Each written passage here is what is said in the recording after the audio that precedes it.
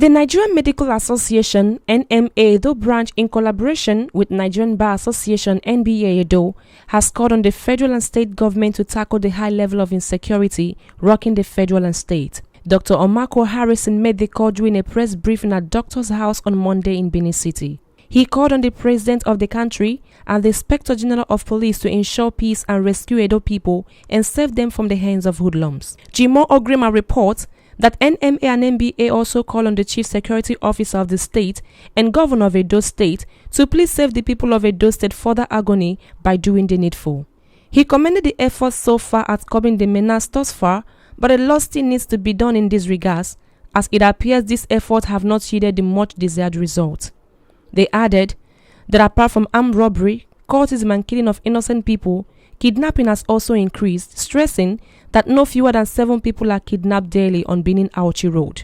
Omako said that the NMA and NBA Edo State branch would continue to lead the advocacy for better life for Edo State people. Some of the doctors and lawyers who spoke to journalists include Dr. John Blaze and Barrister Ogaga. Omahaware said advocate for clearing the bushes of about 50 meters from the road on both sides, as was done to Benin-Ore axis, should be extended to the troublesome spot of the Benin-Auchi axis. They said the association was convinced that Governor Godwin Obaseki would continue to do the needful to protect the lives and properties of Edo people. He advised the state government to indulge in state policing to help immediately tackle insecurity in the state. The Nigerian Medical Association and the Nigerian Bar Association hereby call on the Chief Executive Officer of the state, His Excellency, the Governor of Edo State, to please save the people of Edo State further agony by doing the needful.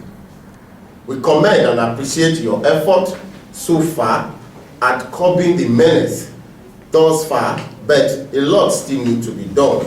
Following the EndSARS protest, the people of Edo State have lived under siege with no immediate respite in sight. One would have expected that, having barely recovered from the fear and psychological torture occasioned by the global pandemic, the COVID-19, and while the people are counting their losses caused by the pandemic, the people of Edo State should at least sleep in peace. But what we are witnessing now is totally incomprehensible. Purposes of course, reawakening and arousing the consciousness of those in charge of security in our state. As we are all aware, we have had very disturbing security situation in our state. Within the last few weeks, it is assuming a very worrisome dimension. Hence, as watchdogs and as vanguards of the society, we decided to call for this joint press briefing for the purposes of course, urging on those whose responsibility it is to handle the issue of security, so that, of course, they sit up and then the proper thing is done, so that those states will return to its former place of enjoying relative peace and security of life.